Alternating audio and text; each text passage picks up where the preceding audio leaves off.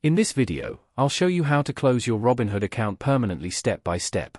First, open the Robinhood app on your phone and make sure you're logged in.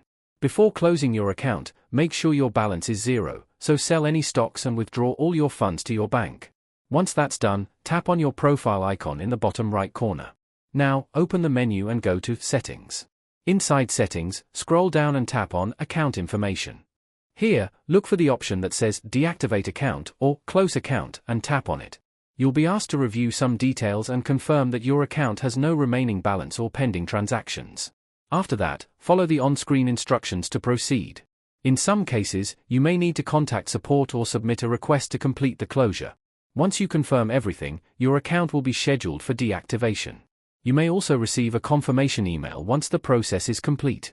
And that's it, your Robinhood account will be permanently closed. If this helped, don't forget to like the video and subscribe for more simple tutorials.